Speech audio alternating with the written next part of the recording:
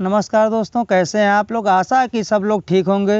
दोस्तों, रोज़ की तरह मैं आज फिर लेकर आया हूं अकबर और बीरबल की कहानियों में से एक रोचक और मशहूर कहानी। जी हाँ, अगर हमारे चैनल पे आप लोग नए हैं तो कृपया हमारे चैनल को लाइक और सब्सक्राइब जरूर कर लें, साथ ही साथ बेल आइकन का बटन दबाना ना भूलें। जी हाँ, आइए, कहानी के शीर्षक है ईश्वर अच्छा करता है, जो भी करता है वो अच्छा ही करता है। बीरबल एक ईमानदार तथा धर्मप्रिय व्यक्ति था। वह प्रतिदिन ईश्वर की आराधना बिना नागा किए करता था। इससे उसे नैतिक व मानसिक बल प्राप्त होता था। वह अक्सर कहा करता था कि ईश्वर जो भी कुछ करते हैं वो अच्छा के लिए ही करते हैं, मनुष्य के भले के लिए ही करते हैं।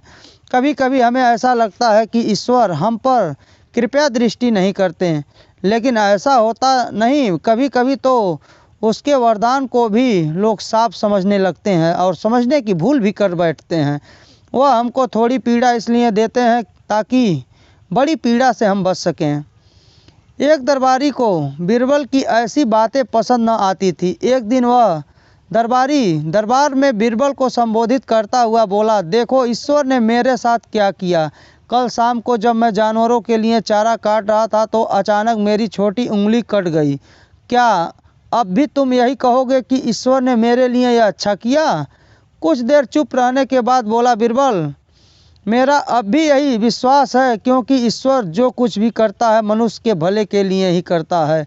सुनकर वह दरबारी नाराज हो गया कि मेरी तो उंगली कट गई और बीरबल को इसमें भी अच्छाई नजर आ रही है। मेरी पीड़ा तो जैसे उसके सुर में सुर मिला रही थी।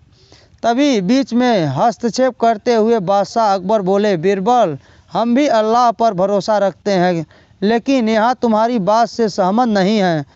इस दरबारी के मामले में ऐसी कोई बात नहीं दिखाई देती जिसके लिए उसकी तारीफ की जाए। बीरबल मुस्कुराते हुए बोले, ठीक है, जहाँ अपना समय ही बताएगा।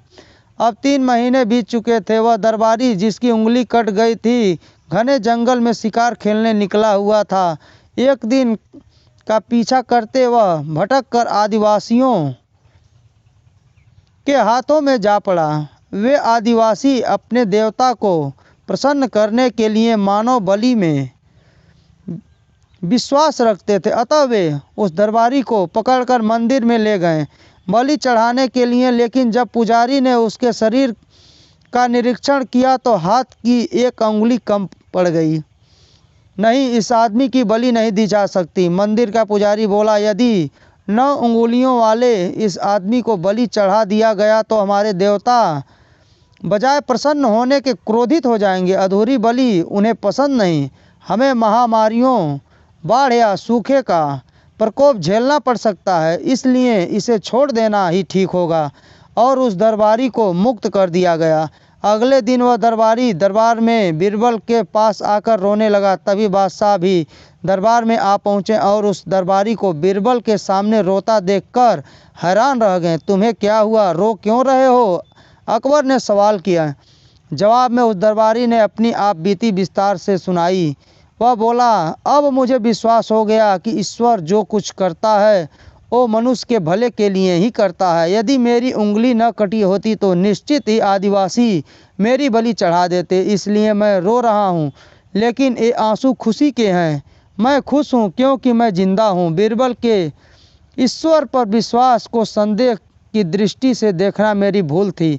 अकबर ने मंद मंद मुस्कुराते हुए दरबारियों की ओर देखा और जो सिर झुकाए चुपचाप खड़े थे। अकबर को गर्व महसूस हो रहा था कि बीरबल जैसा बुद्धिमान उसके दरबार में और कोई नहीं है।